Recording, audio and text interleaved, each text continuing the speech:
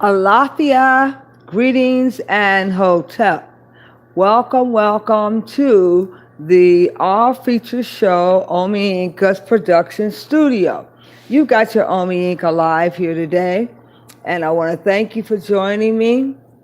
For those of you, this is our Language Buddy School on coding. And I thought I'd bring this back to you because I finally got my book to hold the review for the Language Buddy Coding. I am your Language Buddy Coding assistant, and I will be talking to you today about that in order to take the test, you are going to need to go through a review. And I've been reviewing off and on, and I wanted to share this review with those of you out there who started with me in the medical terminology and who want to go on to exam. Now, I will tell you this much. You have to be proficient in medical terminology. Now, for those of you who are doing inpatient coding, you definitely will need some anatomy and physiology.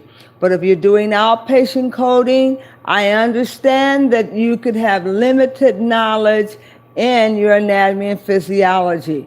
Now, I'm going to be introducing to you the OASIS with Medicare and Medicaid and home health coding, as well as hospice coding. That is the category of specialty that I will be getting my endorsement in for coding, procedure coding. And that will be a specialty area. This will not be the regular hospital coding and outpatient coding, but you will be doing the hospice and home health coding. This is the new book that just arrived along with the addendum of the updates. Now, this book is Complete Home Health ICD-10-CM Diagnosis Coding Manual, Home Health. Mind you now, this is the home health. It is not for the hospital, but home health, because there's a big booming business in the home health care business as well as hospice. Now, let me break those down for you. Hospice, some of you might know it as a place where people go to have their final resting period if they have a terminally illness and they don't want to go to the hospital. There's two forms of hospice. One hospice is a hospice in the home where you have your hospital bed there and nurses will appear and assist you and aides around the clock. If you are capable of getting your Medicare and Medicaid, those nurses can assist you there. There are specialized codes for those patients who are in the home receiving their medical attention from a nurse, whether it be from a nurse or an assistant or a doctor. Those codes have to be coded, and they're coded differently than it would be if they were in a hospital setting or outpatient. This is where they're in the home health, and that could be for a person that would be in home health, would be someone that's going in for long-term or skilled nursing when they are in this home health care. Okay? Now, hospice can also mean in the home where your client is receiving their services from the home, and they do not wish to be in a hospital. There are hospice centers that are in outsourced hospitals, and there are also hospice that are in the home. And home health pertains to nursing homes. And more people are going into skilled nursing facility with very little assistance from the hospital or nurses. And then there are those skilled facilities where they're receiving all of their care, where they get 3 or more services from a nurse or a nursing assistant and someone like a PT or OT. Now, let me get into the book a little bit. As I told you, this is a huge book. This is my second book that I had. I used to have the ICD-9 many years ago, but they've updated to make this book with more specification, coding to the most specific coding down to the 7th digit.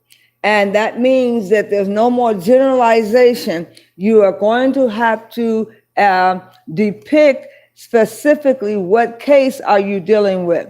They've got Z codes, and some of those Z codes are broken down into minute specification, where they may talk about an amputation. They may talk about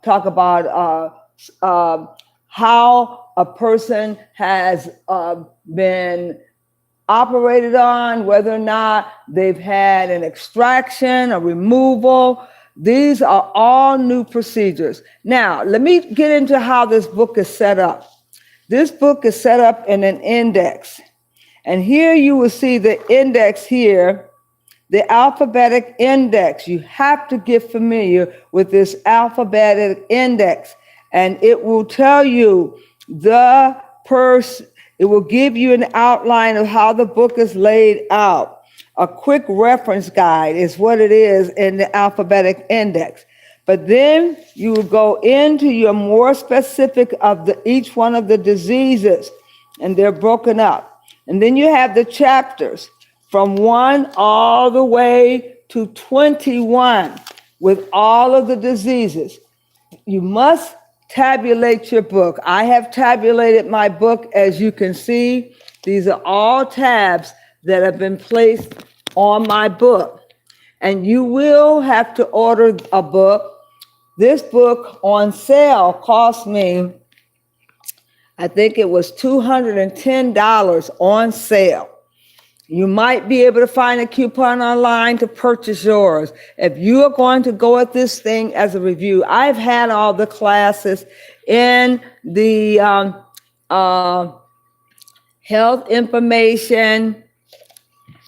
health information technology classes that I took at College of DuPage when I took the anatomy and physiology, chemistry, and pathology. So I've had all the classes. I did a review and took another medical term just to make sure my course is up to date and fresh. So now I am preparing for the review. And guess what? This has been a long journey. I used to be a trainer for Blue Cross Blue Shield, and I trained their claim providers, train them in medical terminology and a brief overview of anatomy and physiology, and also how to process and execute a claim.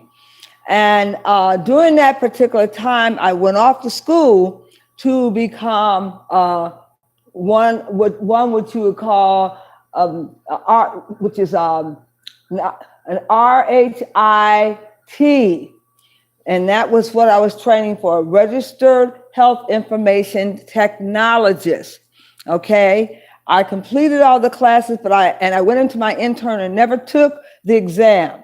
So this has been almost over 30 years later that I come back to this and say, hey, do I still have it? While also in between, I taught at the junior college. I taught in a medical records 1-year certificate program for coding specialists. So I taught coding while I was in the area of teaching the coding, staying up to date with the codes and the addendum, and also watching others code, placing them in internship. I was still involved in the profession, even though I was teaching in a classroom in elementary school. Now, I knew that this was going to be a great profession to retire to. I knew that this would be something that I would want to do in my retirement. So I stayed abreast with it. And it is one of the most remarkable areas where you can do remote work from your home. Somebody like myself who's had over 10, 15 years in the profession off and on, I would be suited for a remote job because I've been a supervisor over the claims department. I have also done internship where I worked on the floor doing the medical records and extracting and charting to the records and also doing some light coding. So, and then I went on to become a supervisor for a large outfit in Minneapolis, Minnesota, where I set up their training department for medical coding and records. And I assisted and aided the students that were there processing medical claims, working with the auditors and getting claims paid. So I've had quite a bit of experience in the profession, not to mention I've worked in the hospital for 5 years as a respiratory technician, coding and also charting. So I'm very familiar with outpatient coding and inpatient coding. So now I'd like to offer some of my skills to you as the coding buddy. As you know, I have a couple of tapes out there on the medical terminology. You can go back and review it because now you're going to need it. Because now you have to show what you know. Now, with that medical term, you're going to be able to go in this book, look up a diagnosis. What did the doctor do? What was the procedure he performed on the patient? Now, nowadays, you have to know the diagnosis in order to look up the code. If you do not know the diagnosis, you must go through the summary report of the patient's file. But to find out what was the patient treated for. What was this an old wound, a reopened case? Was he treated for the same thing? Because that code has to be specific. You have to identify, is the code, is it a revisit of some other procedure he had done before? Is this a brand new diagnosis? And you're going to have to be able to narrow that visit down so that you can go to the proper alpha index to look up what that diagnosis was. Now, in doing your home health, there is no CPT codes, which is interesting. No doctor codes here. Only just the codes, the diagnostic coding that you're going to be using. Now, let me also tell you that there are a number of supplements that you're going to want to have if you're doing a review and you're an old pro at coding ICD-9, you're just relearning ICD-10. And this is for maybe a little bit more advanced coders than those beginners. However, there are a number of people out there saying that you can be a brand new beginner. And if you learn how to operate your book and have taken medical term, you can pretty much take that term because the doctor's going to tell you what they did. And if you learn your book and your category, you can very well go to those codes and properly code them. But you have to have a little foundation, I think, because if you don't understand the structure of the body and the tegumentary system, the venous system, if you don't understand the glandular system, you could get pretty confused out there. Now, they are coming up with a whole host of things that you can use for your review. And I'm going to go over them. And you're taking the test called the OASIS with the BMSC. It's a new association program. And it is not like your regular HIMA. You have the HIMA and you have your AAPC. Those are two organizations that grant the testing. But now here's a third one, BMSC. And this new associate program is associated with the Home Health, Home Care Coding Associate, HCA, Home Care Coding, and OASIS Association, HCO. That stands for the OASIS. And the Home Care Hospice, which is the association, the Home Health Association.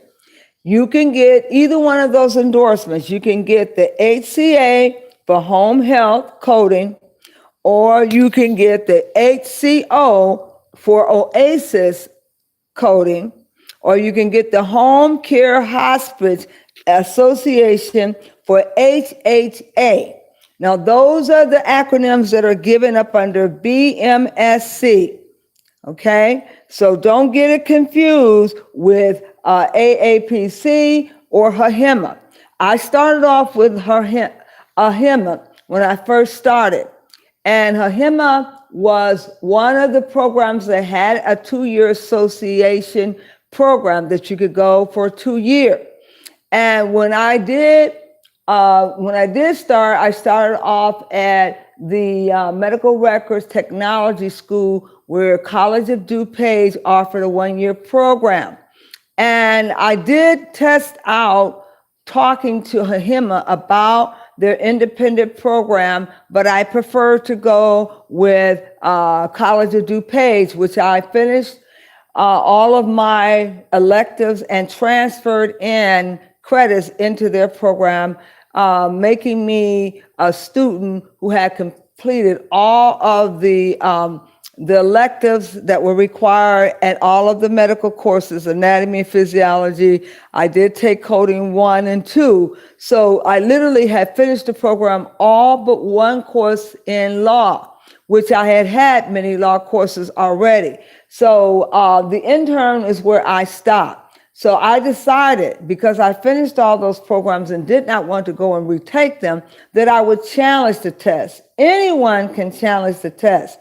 Do you know that? If you are a well-read person and can follow instructions and can go and learn medical terminology and understand how your book is set up, anyone can challenge the test.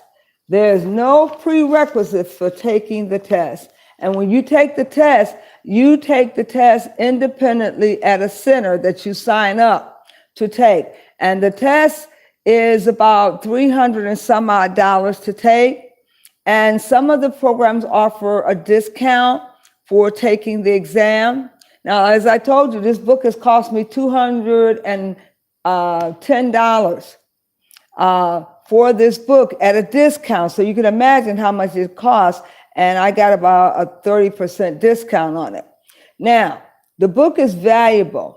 And I can't tell you, this will be the best investment that you've ever made, because there's so much you can learn from this book and so much work you can do as a remote coder. You can do remote coding for hospice centers and for home health centers and for home care centers, as well as for doctors' offices and surgery centers. I started off in a surgery center. And would you believe it? I was a medical assistant in the surgery center. And that's where I got my experience and training, working as a surgery center, assisting the doctors with sutures, removing sutures, applying sutures, spinning down the sputum, doing x-rays, doing physical exams, checking the vitals. So I had to do all the groundwork of a medical assistant, which I did for over 2 years. And then I transferred into the hospital as a respiratory technician. There's a difference between a respiratory technician and a therapist. They both do 2 different things. I carry out the orders. The therapist creates the orders because they have had an additional year of training.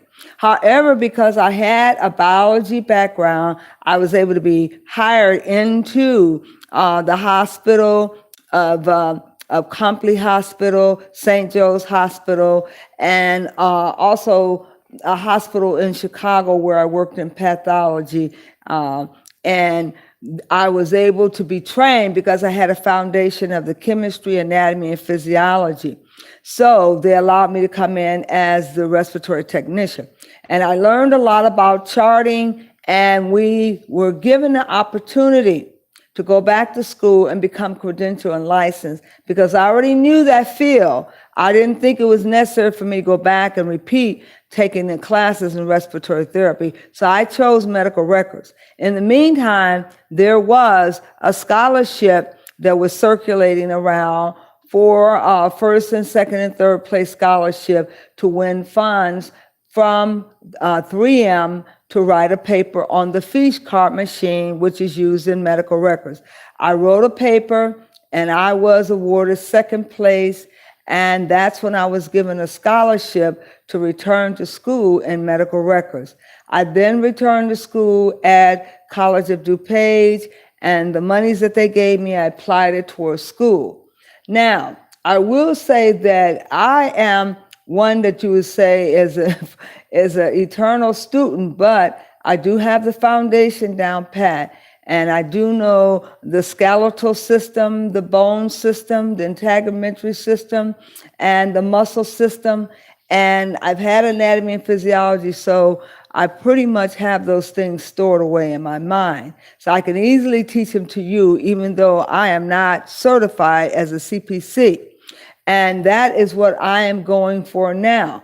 Because once I receive the CPC, there's all kinds of alphabet letters that I will add behind my name. For you that already have a bachelor's degree, this is the best certificated program to add behind your name because it will open up doors for you. And because I have a master's already, and once I add the CPC behind my name, it opens up the opportunity for me to be an administrator, for me to be a supervisor, for me to be an auditor, all those things. But I am not trying to repeat all those things in my life at this age.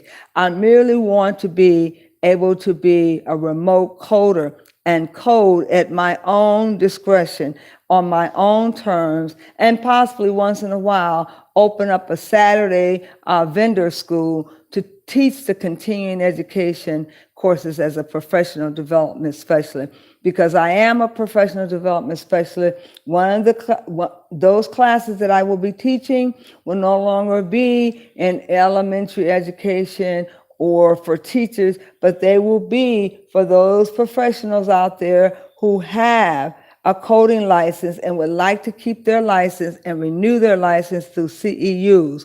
I will be offering CEUs under my own program as a vendor who will be teaching these continuing education courses for places like HAHIMA, CPC, AAP, and helping them to get people credentialed and to stay credentialed.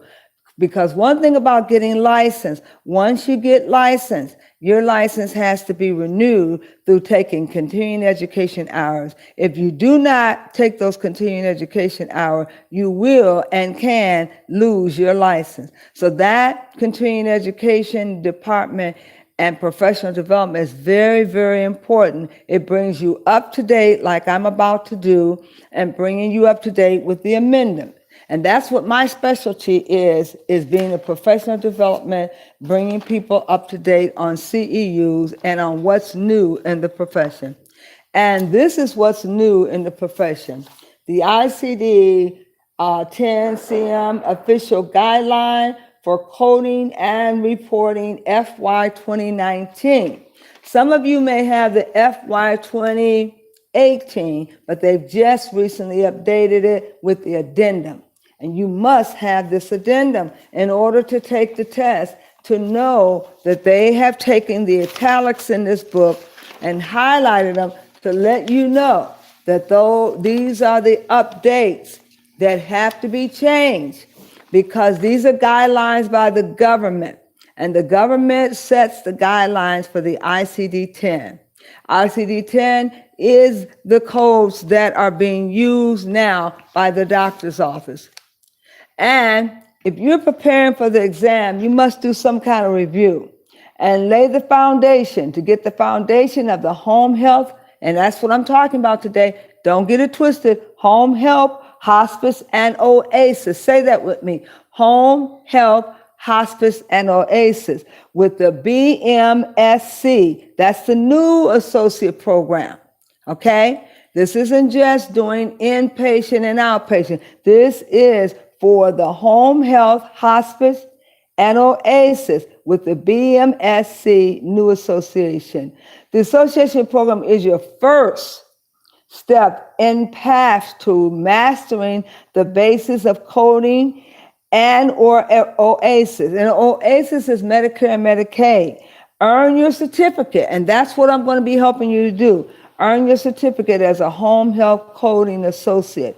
HCA, home health care, OASIS, HCD, and home health, home care hospice, HHA. Remember, HHA is an acronym, and HCA and HCO. The HCO is the OASIS. The HCA is the home health care, and the HHA is the hospice. Why are these so important? Because the baby boomers are finally going to the nursing homes, and they need all kinds of assistance, especially skilled nursing facility and assisted living. Those who are just in their 50s might just need assisted living. They may not need doctor's orders and passing meds, but just a little assistance. So the skilled nursing facility are where you're going to see the bulk of your work, because they could be getting their trachs clean, tubular feeding. They can be getting a wealth of services that are now having to be coded, because there are more people in hospice and home health than ever before. There are more people that are in these programs that are associated with the BMS. Excuse me.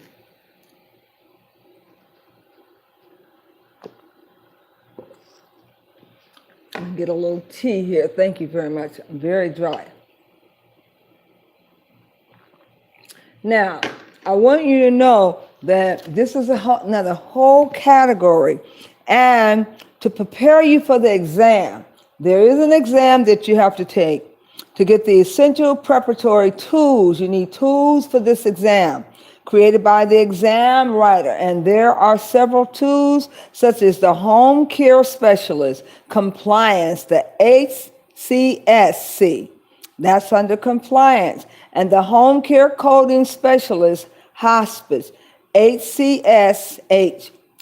And then there is the home care coding specialist diagnosis, HCS, and this one is for 2019, that's specialist.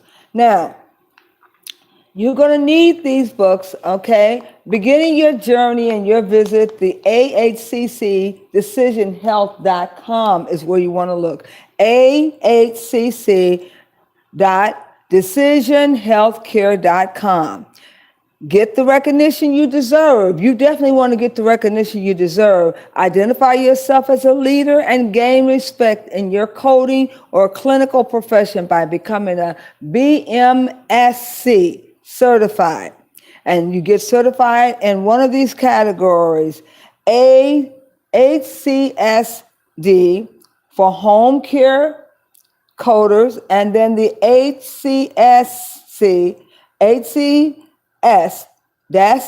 for home hospice coders, and then the HCSO for clinical and for clinical questions, and then the HCSC for compliance operation. There must be a compliance. Somebody has to come behind people, see if they're in compliance or if they're in non-compliance. The home care clinical specialist, OASIS, HCSCO, and then the OASIS C2 form compliance. The OASIS is a whole different category of Medicare that must be followed by Medicare and Medicaid.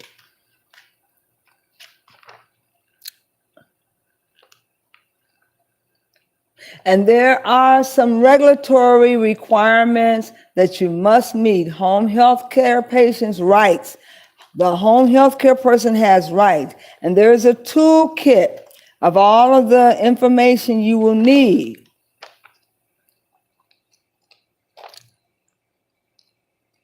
And there is reimbursement solutions. For more than 30 years, they have had this. And we want to avoid the billing errors, the benchmarks against industry standards. And when you have a billing problem, that is serious. Now, there is an exclusive offer for you. You can save 10% on any products featured inside the catalog that they're going to send you. You can write them and ask them to send you the catalog, and that number is 1-855-CALL DH1. Okay, and then they will actually send you the catalog. And you're going to need the home health care answer book because you're going to be testing yourself.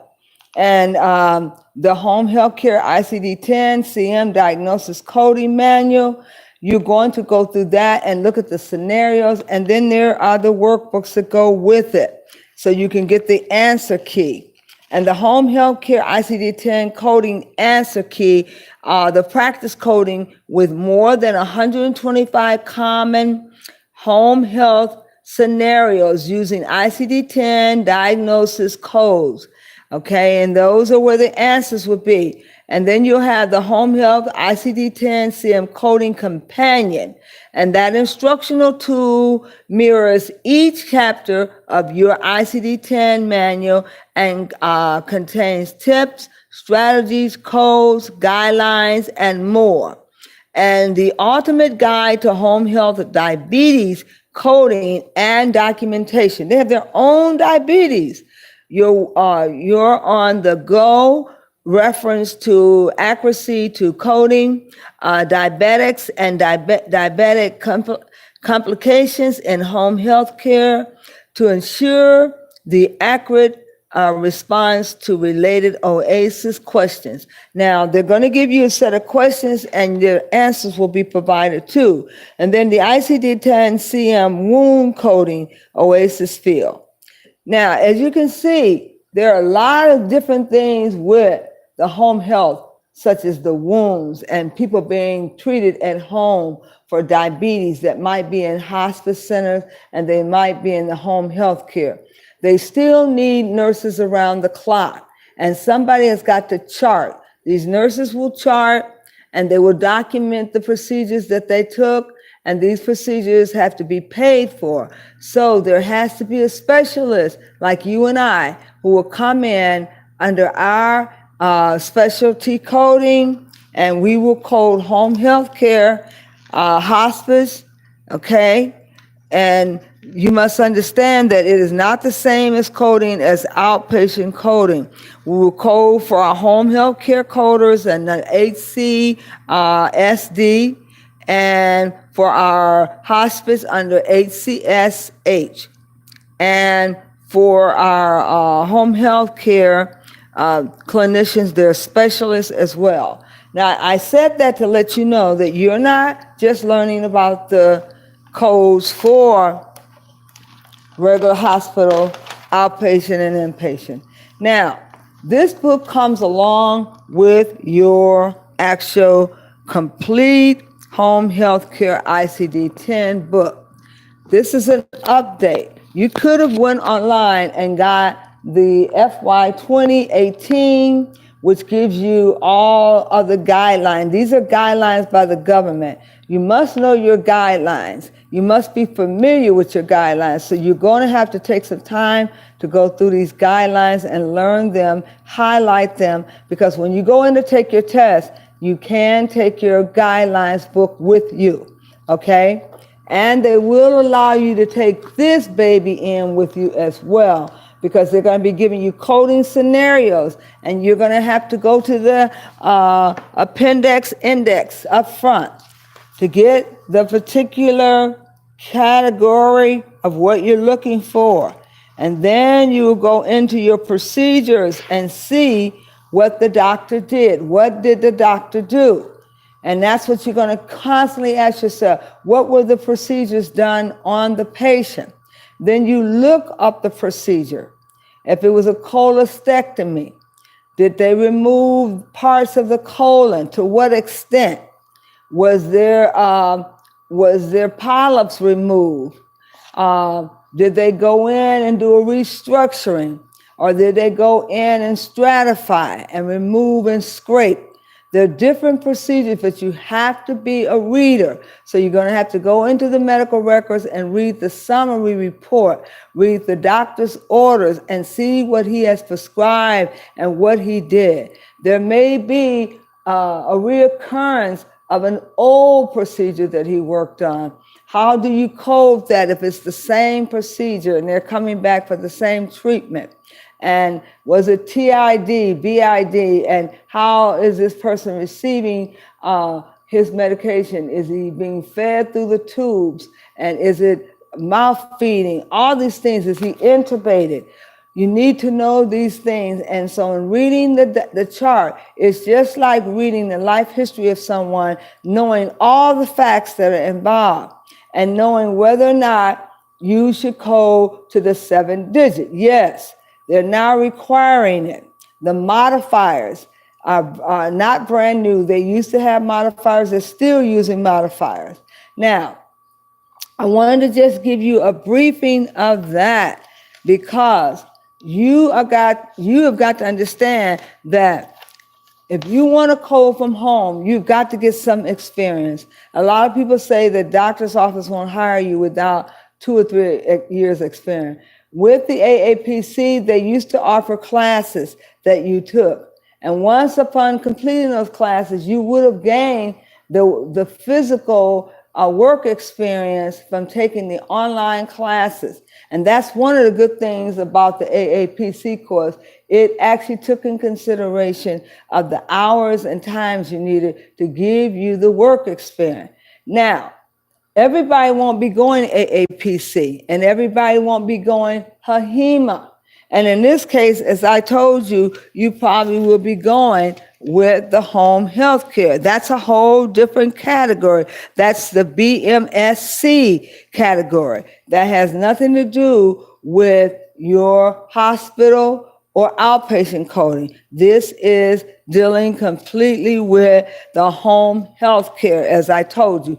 Please don't get it twisted, but you must sign up to take the exam and pay a fee, and you will have a proctor there, and they will tell you exactly what you could carry into the testing and what you cannot carry in. And there's several times a year that these tests are given. Upon you completing these tests, I think with HEMA, the score must be 75, it might be 70 to 75 in passing the test. And you will have to, if you pass the test successfully, bravo. If you do not, you will have to retake the test.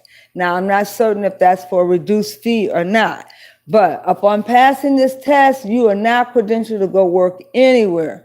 Okay, that will have you. If you have no work experience, they might say, well, you've shown that you can learn because you've passed the test. Maybe we'll take you in as a,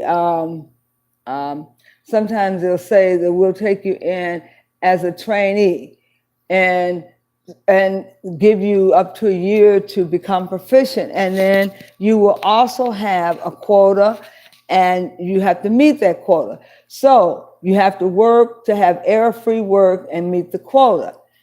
And they are taking a chance on you then because you have no work experience, but you have passed the test.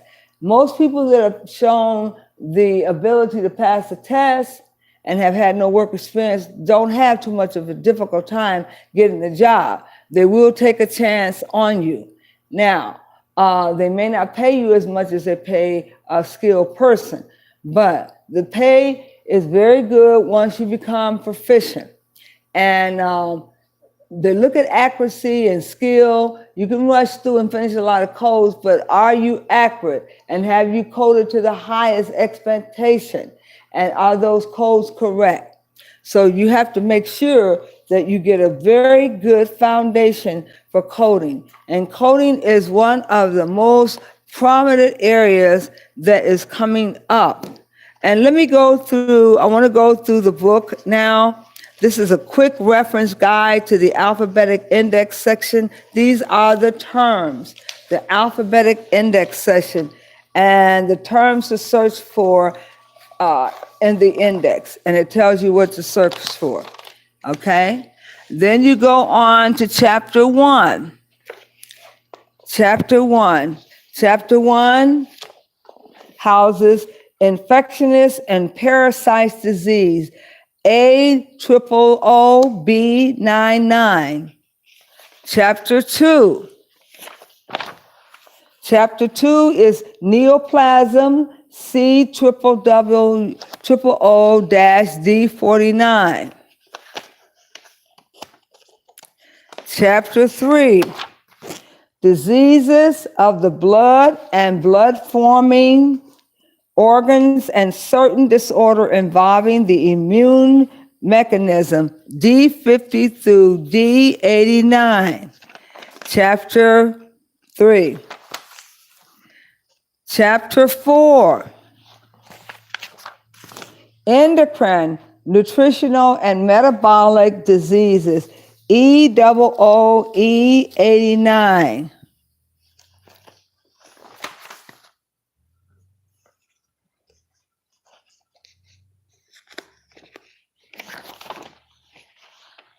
Chapter 5, mental behavior and neurodevelopmental diseases, FO1, F99. Chapter 6, diseases of the nervous system, GOO, G99. Chapter 7, diseases of the eye and indexa, HOO, H59. Chapter 8, diseases of the ear and mastoid process, H60, H95.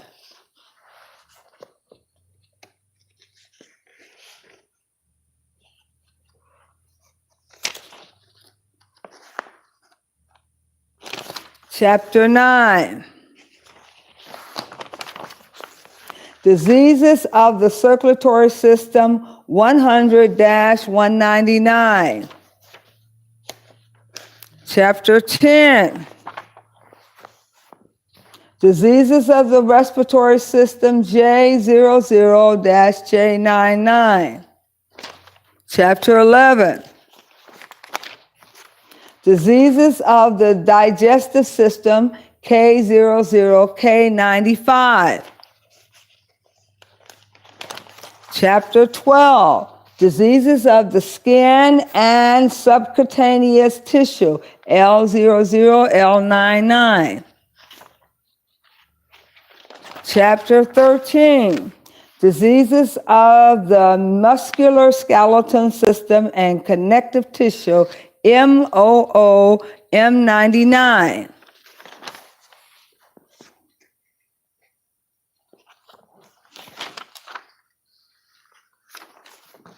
Chapter 14, diseases of the genitourinary system, N00, N99. And the next one, chapter 15, pregnancy, child, and the perium, 000-094.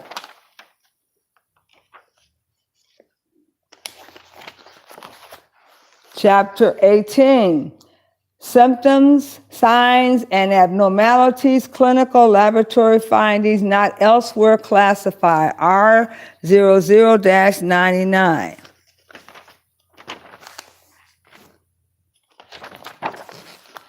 Chapter 19, injury, poisonings, and certain other consequences of external causes, S00-T88.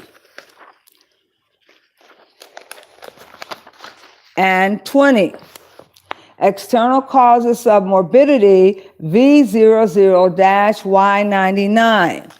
And finally, chapter 21, factors influencing health status and contact with health services, Z00, Z99.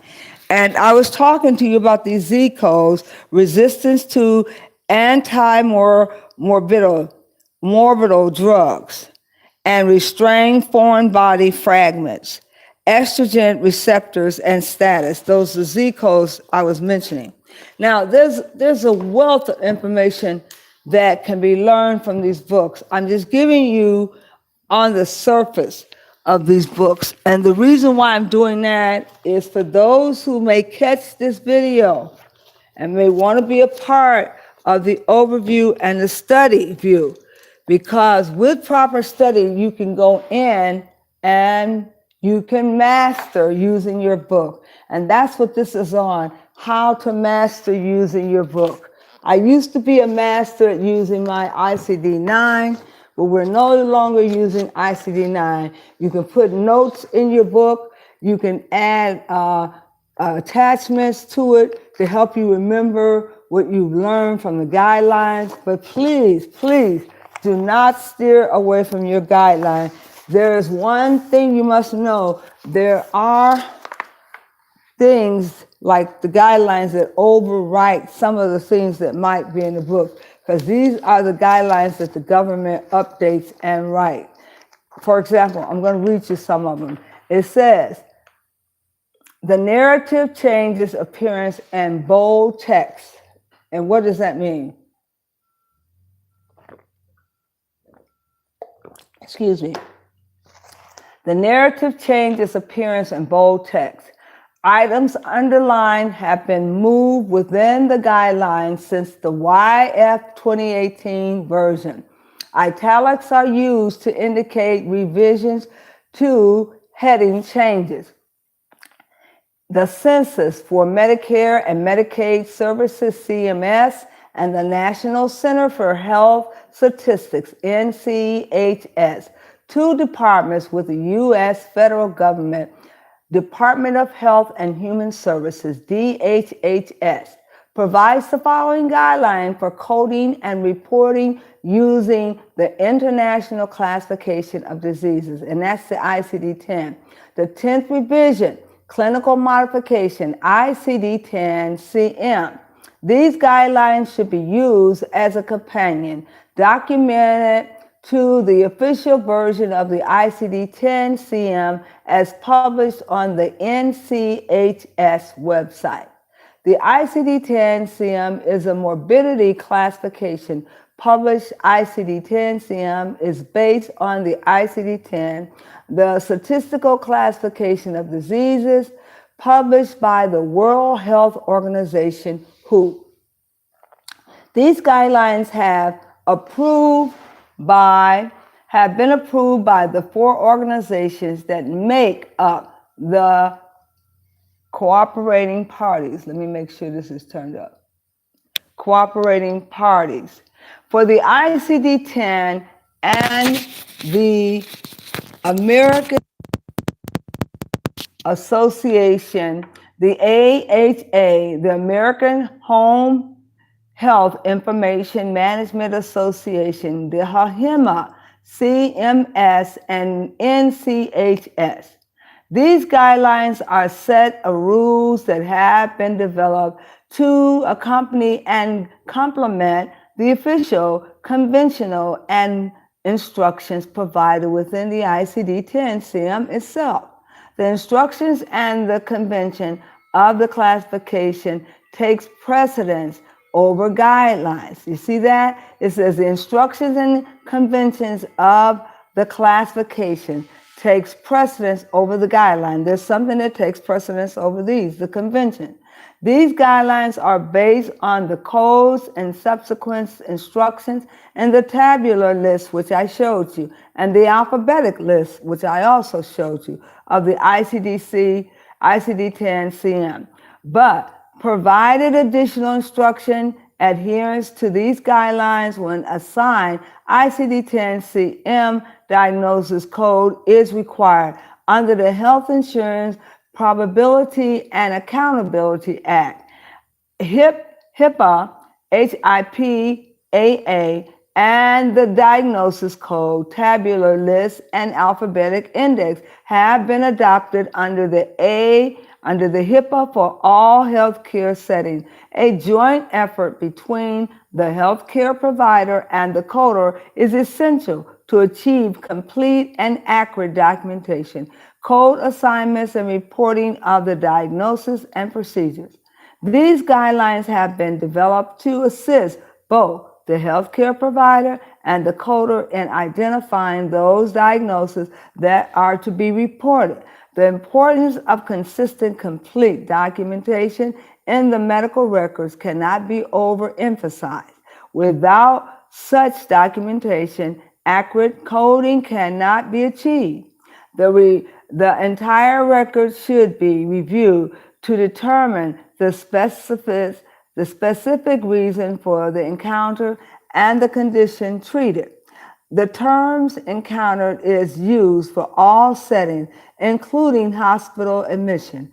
In the context of these guidelines, the term provider is used throughout the guidelines to mean physicians or a qualified health care practitioner who is legally accountable for establishing the patient's diagnosis. Only this set of guidelines approved by the cooperating parties is official. The guidelines are organized into sections. Section 1 includes the structure and convention of the classification and general guidelines that apply to the entire classification and chapter specific guidelines that correspond to the chapter as they are arranged in the classification. Section 2 includes guidelines for sections of principal diagnosis for non-outpatient setting. Section 3 includes guidelines for reporting additional diagnosis in non-outpatient setting. Section 4 is for outpatient coding and reporting. It is necessary to review all sections of the guideline to fully understand all the rules and instructions needed to code properly. Now, there you have it. It's saying that you must understand that there are things that supersede, the conventions will supersede the actual guideline. And if there's something in the convention, you must take it over the guideline. But you must follow guidelines to a T, and upon instructing you to do other things, such as look at the classification under the different sections, all the way from section 1 to section 4. Then it has, and I'll read you some of the categories that you're going to be covering. The alphabetic index and the tabular list, which was what we went over. Format and structure. I showed you the format with the chapters. Use of code for reporting purposes, placeholders, characters, seventh character, abbreviation, alphabetic index, abbreviation, tabular list, abbreviation, punctuation, use and of other unspecified codes. Other codes, unspecified codes includes notes, inclusions, terms, exclusion notes, exclude 1 and 2, etymology, manifestation, conventions. There's that word etymology, the study of words.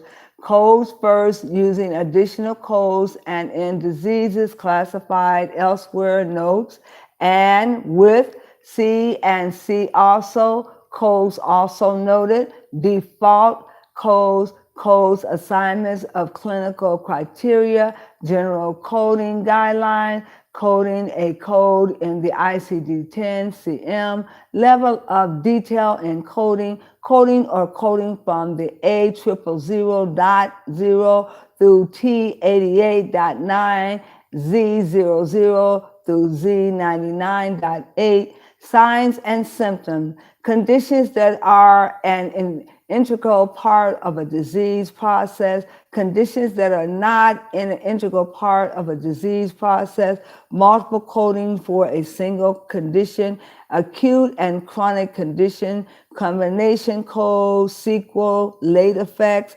impending or threatening condition, reporting same diagnosis code more than once, laterally documentation by clinicians other than the patient provider, syndrome, documentation of complication of care.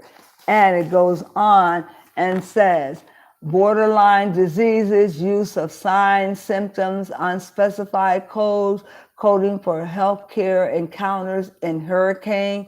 Would you believe it? There's codings for hurricane and for homelessness, aftermath, use of external cause of morbidity code, sequencing of external causes of morbidity codes, other external causes of morbidity codes issue, use of Z codes, chapter specific coding guidelines. In addition to general coding guidelines, there are guidelines for specific diagnosis and condition in the classification.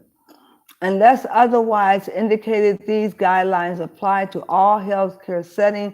Please refer to Section 2 for guidelines on the section of a principal diagnosis.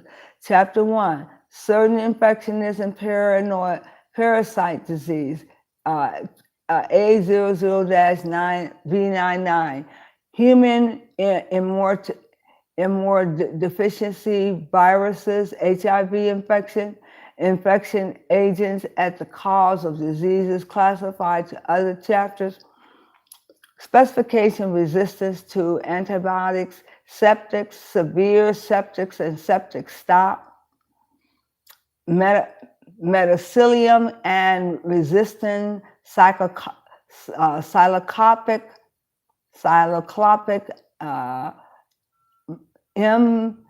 MRSA condition, Zykic and Xyrus infection, Chapter 2, neoplasm treatment directed at the Milo Agency, treatment of secondary site code and sequencing for complication, primary malignancy previously existed, admission encounter involving chemotherapy, immunotherapy, and radiation therapy, admission encounter to determine extent of malignancy, symptoms of signs and abnormalities, and abnormal finding list in Chapter 18, also with neoplasm, admission encounter for pain control, management, malignancy in 2 or more non-congenital sites, dissemination, malignant neoplasm, unspecified, malignancy, neoplasm without the specification of site, sequencing of neoplasm code, current malignancy, virus, personal history of malignancy, leukemia, multiple myelitis, and malignant plasma cell neoplasm in remission versus personal history, aftercare, follow surgery for neoplasm, follow-up care for complete treatment of a malignancy, phytolactic organs removal for prevention of malignancy, malignant neoplasm associated with transplant organs, disease of the blood and blood-forming organs, and certain disorder involving immune mechanisms, D50, D89, Chapter 4, endocrine, nutritional, and metabolic diseases, E00, E89, disease, mellitus, Chapter 5, mental behavior and neurodevelopmental disorder, F01, F99, mental and behavioral disorders due to psychoactive substance use, factors disorder, Chapter 6, disease of the nervous system.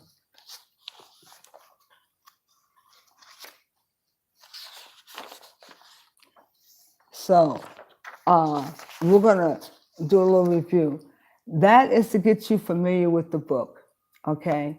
And you must remember these updates have to be highlighted in your book and reminded so that when you go to the section in your index book, it tells you what was done, what was the procedure, and then it sends you to the chapters to tell you how to look up the disease, and you code to the highest specification and make sure that you coded if there is some circumstances around that code that talks about something unusual, then you have to go outside of that code to find out to what degree was that procedure done to make sure you're coding properly.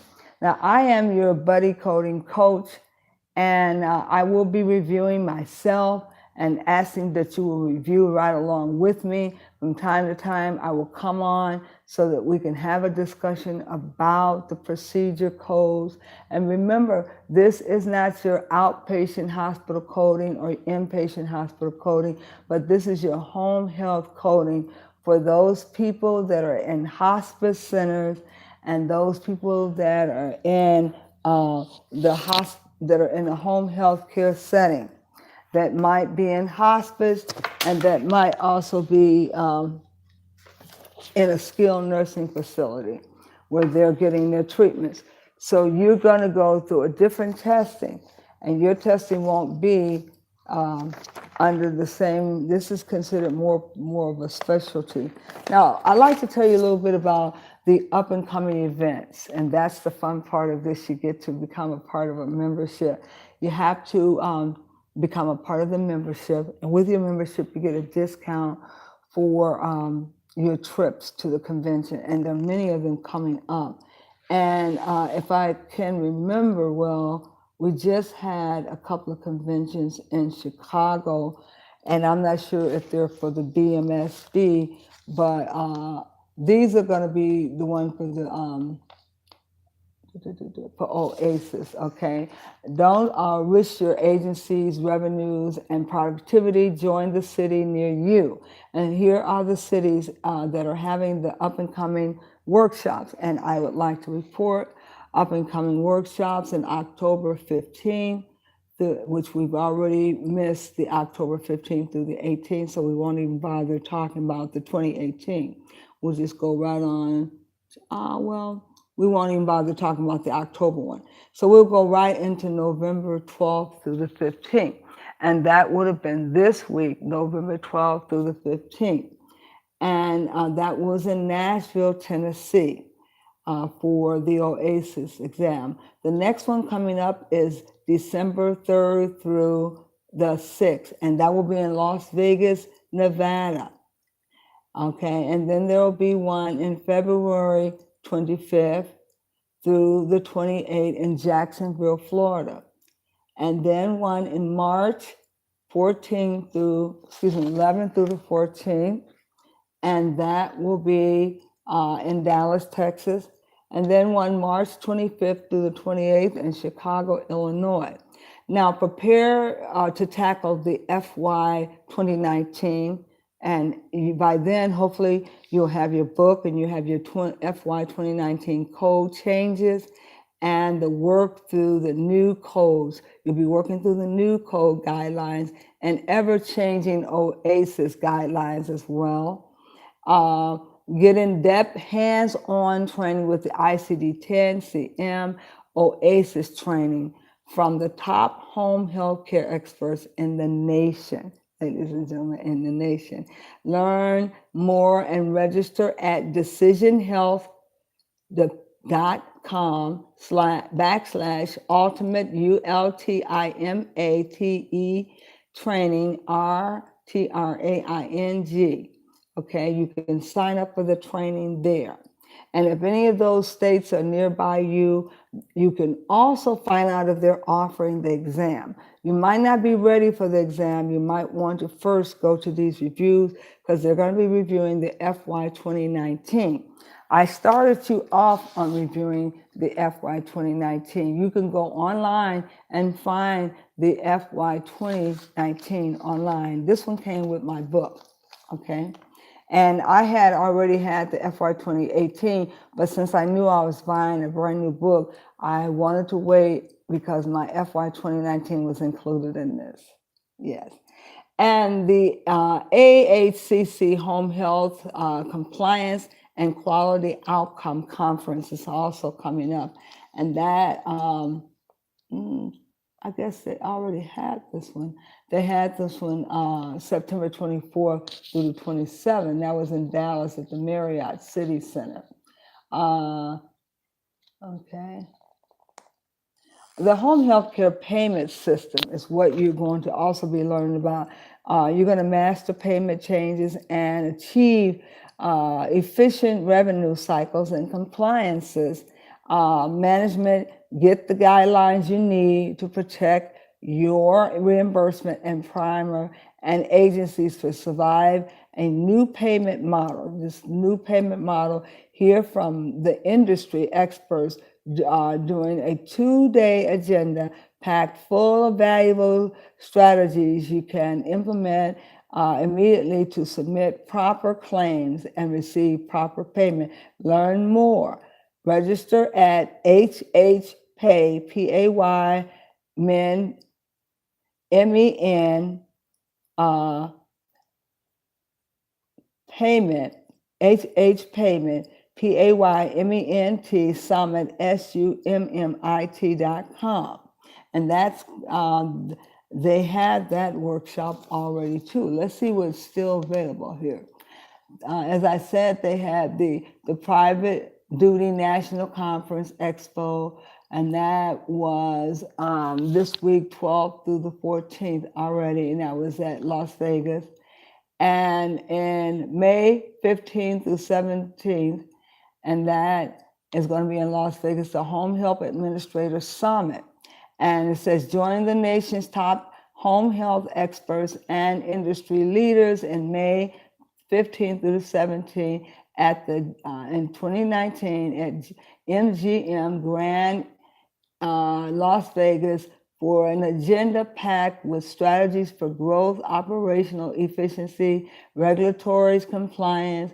Our session will give you the tools you need to position your business for success. Learn more and register at Administrate, A-D-M-I-N, admin, Summit, SUMMIT.com. And these are summits. And the 17th Annual Home Health Coding Summit, it will be coming up on August 4th through the 9th of 2019 in San Antonio, Texas. Your stop shop for beginners, intermediate, advanced coding training. Join the nation's top home health coding experts for an agenda packed with ICD-10 guidelines, tools, and best practices to sharpen your coding skill, protect your agency against audits, and navigate regulations that could endanger your reimbursement. Learn more and register at the homehealthcodingsummit.com. Now, for questions, you can call the conference coordinator at 1-855-CALL-DH1 or email customer@decisionhealth.com. Now, I've shared with you my review, and I don't know what you're going to do, but right about now, I suspect that you are going to be looking up how to order your materials for review. You've had the medical terminology. If you've forgotten some of it, go back out and repeat on my, there is a session that I did on Shoe Talk that you can review. If not, you definitely may want to go and get in those books and review the medical term, because you cannot do anything without a foundation of medical term. Now, I did skimp a little bit because normally I would have told you that you also need medical pathology and physiology, but because this is not with outpatient coding, I felt you could get away with just a medical term. Most of your outpatient coders or inpatient coders, they must have medical anatomy and physiology in order to figure out the integumentary systems and the parts of the body to do the coding. Now, there you have it. And I am your language buddy coder coach. I am your language buddy coder coach. And because I have been a coding instructor and have been an adjunct for working with Richland Community College in the area of medical records and the RHIT program for the registered health information technicians and the registered health information administrators, the 2-year program and the 1-year program. I helped to set up the one-year program for the medical records specialist, coding specialist. So I'm coming back in the area as a professional development to offer the continuing education classes for those candidates who must renew their license and keep their CEUs up to date in order to keep their credentials. So my whole purpose in this is not only to learn how to code and to help you, but to offer you the continuing education hours you need to keep your license accurate and current. So I am a professional development specialist by profession and by skill and trade. So one of the things I would say to you is stay up to date and stay woke, because this is a fantastic field where you can come into. You can either go the administrative route by completing your advanced classes, getting an advanced degree with a bachelor's or master's would help you to move up to a supervision position to manage. And yes, you can supervise from home. And if you've had enough experience, at least a minimum of 2 years of experience, maybe those agencies will trust you to work remotely. If not, they will definitely want you to come in-house for at least 90 days, 30 to 90 days to sit close to them until they are convinced that you can proficiently code and meet your quota. So welcome aboard with the Language Buddy Coaching Coach. So thank you for joining me today, and look forward to you coming along with me on the study to review all of the FY2019 guidelines for coding under the home health coding. Remember, we're not talking about hospital coding, so don't get it twisted. We're the home health coders with OASIS and hospice. Thank you so much, and do have a pleasant day. Au double.